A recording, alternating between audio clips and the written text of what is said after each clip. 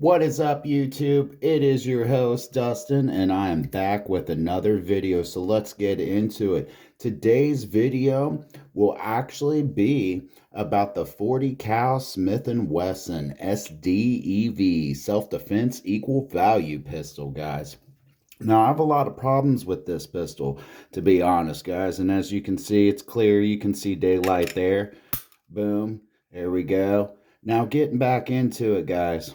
I have a friend that has a variant, a 9mm variant, because this comes in the 9mm, the 40 cal variants. They've done a lot of upgrades since then. They've done a few modifications. But my point is, guys, when you do fire this 40 caliber, the ammunition gets caught right here in the feed ramp.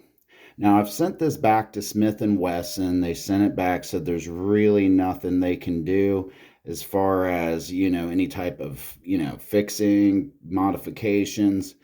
Now, I took it to my local gunsmith. They said to go ahead and Dremel right here, this feeding ramp inside. And, I just don't feel as purchasing a pistol and have something that's reliable in order to save your life that you should have to modify it in any way it should work. So with that being said, let's get into the SD 40 cal. Now the recoil is absolutely horrible, guys. It has one snappy recoil. We're talking about 10 plus pounds of recoil depending on ammunition. Now, the only ammunition I found that runs like a dream is the UMC 180 grain. That is it. Blazer, PMC, any type of target ammunition that you're going to find at your local gun range is just not going to work, ladies and gentlemen. I am telling you this now. When you shoot so many rounds through this pistol, another thing, it feels very cheap, very loose. Listen to that. It feels like you can almost tear it off the frame. This is a $380 pistol, so what do you expect? It's not a Kimber, it's not a Colt, it's not a Beretta, it's not a USP 40 cal, it's not a SIG, it is a Smith & Wesson. I feel like this is a commercialized brand. It just gets pumped out, and quality control is getting very low, guys. Very low on this particular pistol. As far as finding attachments for it, you're going to find a lot of generic things that work. Lights, things of that nature. You're not going to find any cases. Finding cases for it's going to be difficult. Finding a concealed carry case for it's going to be difficult. Finding overall red dots, O lights, just about anything that you would put on this.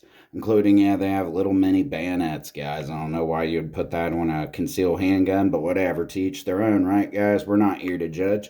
But anyway, other than that, you're not going to find any good accessories for this particular pistol. It's very cheaply made. It does feel really good in the hand. It feels really nice, but the recoil is very snappy. It pops up, and you got to kind of push forward into the pistol. Wearing gloves really helps with this particular pistol to control the recoil and the snappiness.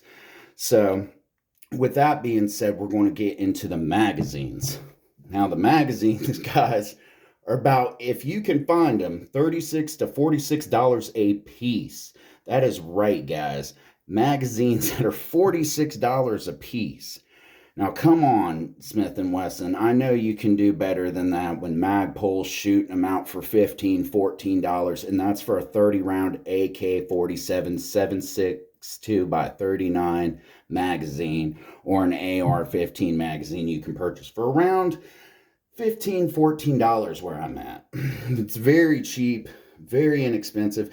Even magazines for my higher caliber pistol that I have, that I will be making movie, guys, a video on. So if you guys like gun content, like live content, this YouTube video is right up your alley, and this YouTube channel is right up your alley as well.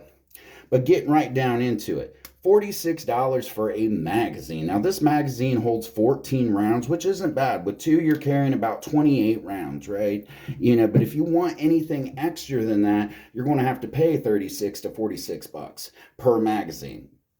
I've never seen such high prices in names like Beretta, Glock, Sig, Canic, CZ, you name it. Magazines are just not that expensive. So you're not going to be able to use a lot of ammunition. It's particular with the ammunition. So let's take our feedback from this, guys. It has a very snappy recoil. You have to train with it to get into any kind of follow-up shots after that one shot. It jams a lot.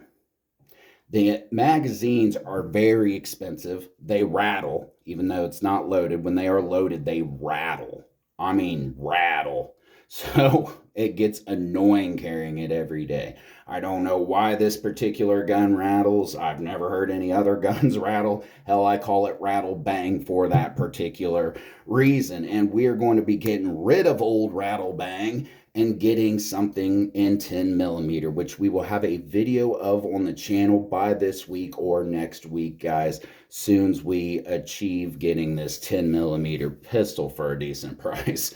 Because right now where I'm at, they're very expensive. But anyway, so lack of accessories, expensive magazines, particular in ammo, jams up.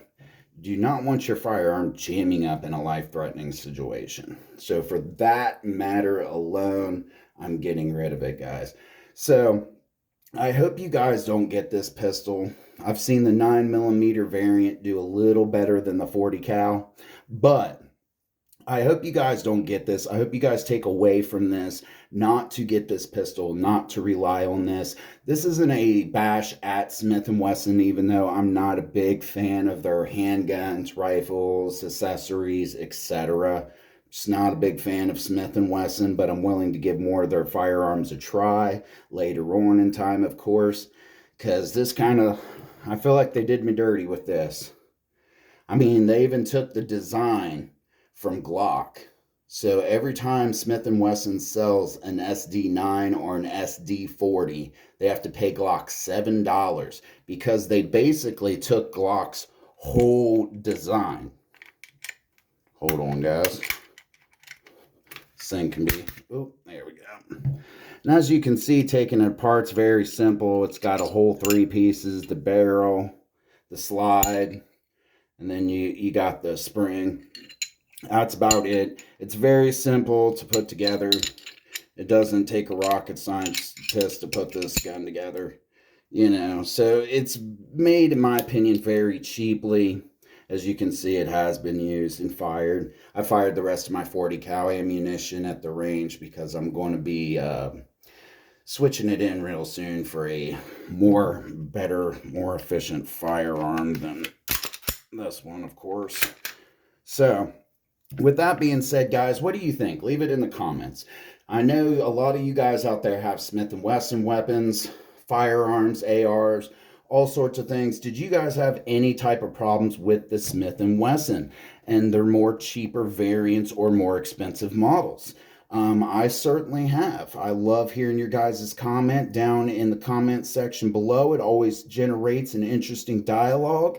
My name is Dustin, your host, and I will have more videos for you guys here soon. I'm sorry. You guys take care of yourself until then, and I will see you next time.